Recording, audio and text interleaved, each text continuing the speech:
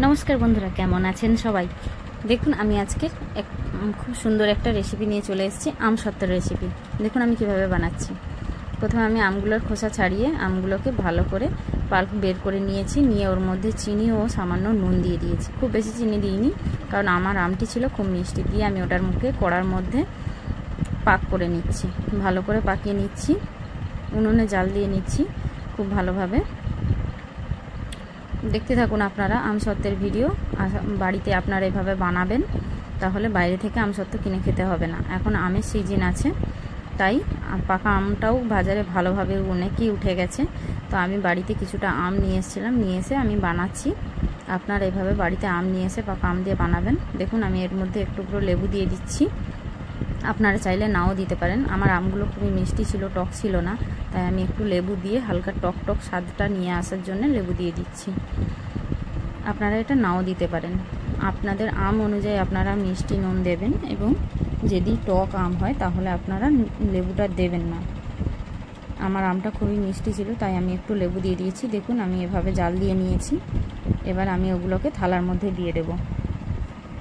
রোদ্দুরে দিতে হবে, না হলে হবে না। আমি কয়েকটি থালা নিয়ে নিয়েছি, তার মধ্যে সরষের তেল দিয়ে দিচ্ছি। সাদা তেল দিচ্ছি না, সরষের তেল দিচ্ছি। সাদা তেল দিয়ে গোটা থালাটাকে ভালো করে মাখিয়ে নিচ্ছি।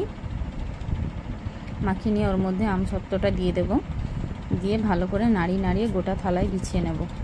যেহেতু এটা গরম, হাত দিয়ে বেছানো যাবে না, এটাকে থালাটাকে নাড়ালেই খুব সুন্দরভাবে বিছিয়ে যাবে। এভাবে আমি নাড়িয়ে নাড়িয়ে কয়েকটি থালাতে আমসত্ত্ব নিয়ে নিচ্ছি। দিয়ে আমি ওগুলোকে রোদ্দুরে দিয়ে দিচ্ছি। দেখুন এভাবে আপনারা দিয়ে দেবেন। কত সুন্দরভাবে হয়ে গেল বিছানো। এরকমভাবে কয়েকটি থালা আমি করে নিয়েছি এবং ওগুলোকে আমি রোদ্দুরে দিয়ে দিয়েছি। দেখুন কতগুলো থালাতে আমসত্ত্ব রোদ্দুরে দিয়ে দিয়েছি।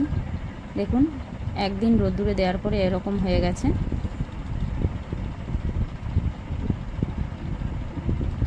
আবার দ্বিতীয় দিন রোদ্দুরে দেওয়ার পরে এরকম হয়ে গেছে।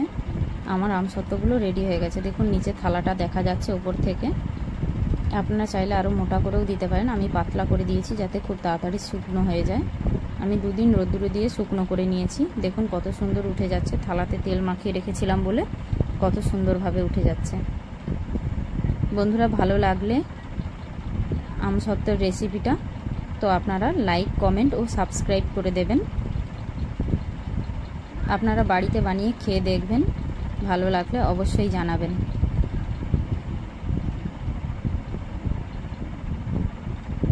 আমি একটা ছুরির সাহায্যে কেটে দেখাচ্ছি কত সুন্দর হয়েছে। দেখুন দেখেছেন বন্ধুরা কত সুন্দর হয়ে গেছে আমাদের আমসত্ত্বটি। আপনারা এভাবে বাড়িতে বানাবেন। টাটা বন্ধুরা, দেখা হচ্ছে পরের ভিডিওতে। সবাই ভালো থাকবেন, সুস্থ থাকবেন, সুন্দর থাকবেন।